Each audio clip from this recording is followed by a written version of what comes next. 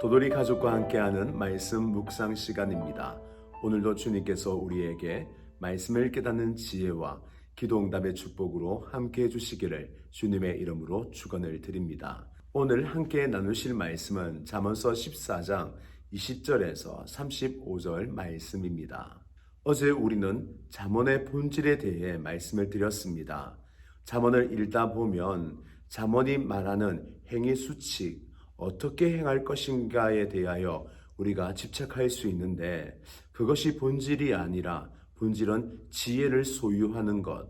지혜를 소유하면 그 나머지 행위는 따라온다라고 말씀을 드렸습니다. 그러나 그렇다고 지혜의 행위가 중요하지 않은 것은 아닙니다. 오늘 본문에서는 지혜를 가진 사람이 지혜를 어떻게 적용시키며 삶 속에서 이룰 건가에 대하여 말씀하고 있습니다. 특별히 잠언을 통하여 적용시킬 때에 이 적용은 카멜레온처럼 매우 다양하게 적용될 수 있습니다. 말씀을 읽고 적용시키려고 하는 사람의 직업, 나이, 상황, 여러 가지 조건으로 인하여 적용은 다양하게 이루어질 수 있습니다.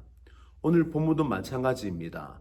오늘 본문도 부자가 읽으면 부자로서 재물을 어떻게 관리해야 될지에 대한 교훈이 될 것이고, 또 통치자가 읽으면 통치자로서 어떠한 자세를 취하여 살아갈지에 대하여 교훈을 얻을 수 있을 것입니다. 또 만일 백성들이 이 말씀을 읽는다면 세세한 하나님의 교훈을 자기의 경건의 생활을 통하여 어떻게 적용시킬지, 자기 가정에 어떻게 적용을 시킬지에 대하여 고민을 할 것입니다.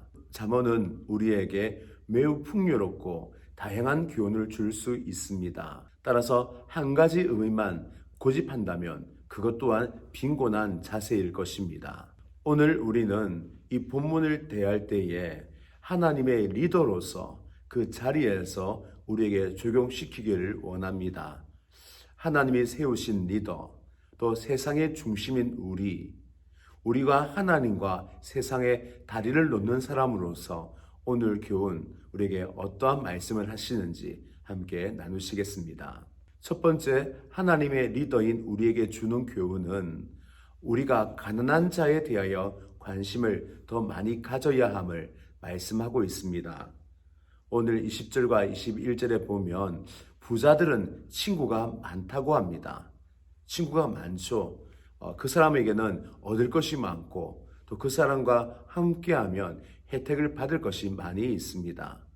그래서 권력자들이 부자들과 함께하고 또 명예를 쫓는 사람들이 또 부자들과 함께하고, 그래서 돈을 가진 사람이 항상 세상의 중심에 있는 것처럼 느껴집니다. 그러나 가난한 자는 중심에서 떨어져 외톨이처럼 저 멀리 외롭게 살아가는 것을 볼 수 있습니다. 그래서 가난한 자에게는 사람이 함께하지 아니하죠. 실제로 사람들은 가난한 자와 함께하는 것을 부담스러워합니다. 양심 때문이죠. 같이 있으면 뭔가 도와줘야 될 것 같고 내 것을 줘야 될 것 같은데 그것은 내게 손해가 아니겠습니까? 그러니 당연히 가난한 자와 멀어지게 되는 것이 일반적인 일들입니다. 그런데 오늘 말씀하십니다. 오늘 세상의 리더인 그리스도인 우리들은 그들과 함께 해야 하며 그들을 도와줘야 하며 그들의 친구가 되어줄 것을 주님은 요청하십니다. 예수님께서도 가난한 자, 창기와 세리와 친하셨습니다. 그들의 친구셨습니다. 그들과 함께하는 시간을 많이 가졌고 또 그들에게 하나님 나라를 증거하셨습니다. 예수님께서 그러셨죠. 내가 온 것은 의인을 부르러 온 것이 아니라 죄인을 부르러 왔다. 건강한 사람에게는 의인이 필요 없고 아픈 사람에게 의인이 필요하다. 예수님은 이 땅에서 가난한 자를 향하여 찾아가셨고 그들의 친구가 되어주셨습니다. 그분이 우리에게 말씀하십니다. 소자에게 행하는 것이 곧 내게 행하는 것이라.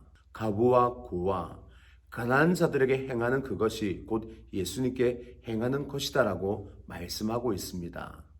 예수님께서는 아파하는 자를 찾아가셨고 외로운 자를 찾아가셨고 버림받은 자를 찾아가셨습니다. 그리고 바로 우리에게 찾아오셔서 우리를 회복시키시고 우리를 세상의 중심, 세상의 리더로 세우셨습니다. 또 우리에게 말씀하십니다. 내가 너에게 은혜를 베풀고 구원한 것처럼 너 또한 가난한 자의 이웃이 되고 그들을 구원하라. 저와 여러분이 세상의 리더로서 가난한 자에게 찾아가고 그들을 돕고 그들과 함께하는 이웃이 될 수 있기를 주님의 이름으로 축원을 드립니다. 저와 여러분 주위에 가난한 자가 있다면 외면치 마십시다. 어떻게 하든 도와줄 수 있는 방법이 있다면 도와주고 그들의 영혼을 또한 위하여서 기도하고 소저와 함께 하시는 예수님을 생각하시면서 그들에게 어떻게 힘이 되고 용기가 되고 소망이 될 수 있는 저와 여러분 될 수 있기를 주님의 이름으로 축원을 드립니다.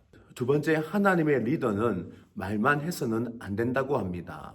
말을 했다면 행동으로 보여줄 것을 요청합니다. 말은 쉽습니다. 그리고 말로 때우는 것 더 쉽죠.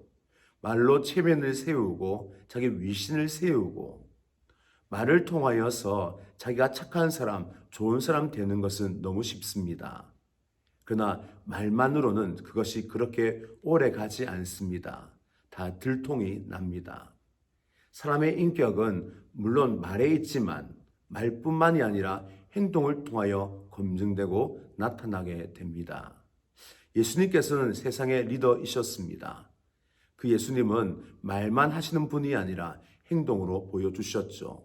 예수님께서는 원수까지 사랑하라 말씀하셨는데 친히 원수를 위하여 십자가에 못 박혀 죽으셨습니다. 오른쪽 뺨을 맞거든 왼쪽 뺨도 대라 라고 하신 주님은 고난을 최선을 다하여 끝까지 당하셨고 십자가에서 죽으셨습니다. 예수님께서는 말만 하신 적이 없습니다. 말과 행동 항상 함께하였고 예수님께서는 자신의 모든 말이 진리임을 행동으로 나타내셨습니다. 예수님 말에는 행함이 곧 따릅니다.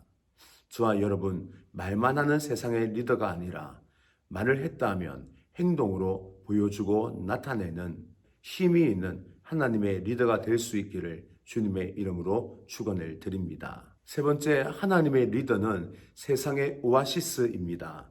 오늘 27절에 보면 하나님을 경외하는 것이 생명의 샘이다 라고 말씀하셨는데 하나님을 경외하는 자, 바로 하나님의 리더인 우리가 세상의 생명의 샘인 것을 잊지 마셔야 합니다. 즉 오아시스와 같은 사람이죠.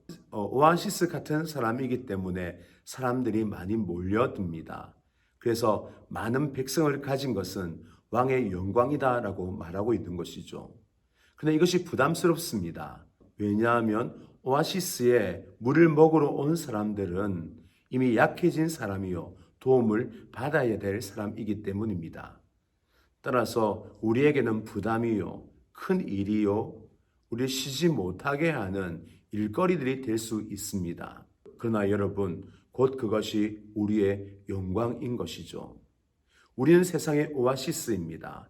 우리로 인하여 사람들은 시원해져야 하고 그들은 구원을 받아야 하고 기쁨을 회복해야 하고 생명의 건강을 그들은 얻어야 합니다. 그냥 되지 않습니다. 오아시스인 우리가 그들을 섬기고 그들을 도와주고 힘이 되어줄 때 가능합니다. 때로는 귀찮은 일이요, 부담되는 일이요, 쉬지 못하는 일이요, 괜한 일이 될 수 있고 때로는 오해를 받아 힘든 일이 될 수 있지만 그러나 그 일을 통하여 그들이 시원함을 얻고 회복된다는 사실을 우리가 알아서 생명의 샘으로 우리 이 땅에서의 사명을 감당할 수 있는 저와 여러분 될 수 있기를 주님의 이름으로 축원을 드립니다. 오늘 본문에서 이렇게 하나님의 리더로서 올바른 자세를 취하는 우리에게 두 가지 축복을 약속하십니다. 바로 하나는 하나님의 은총을 부어주시는 것과 하나님의 나라가 세워지는 그 열매를 반드시 맺게 될 거다라고 하십니다. 오늘 저와 여러분이 하나님의 리더가 되어서 이 세상에 하나님의 나라를 세우시고 우리 또한 은총의 풍성한 복을 받는 저와 여러분 되시기를 주님의 이름으로 축원을 드립니다.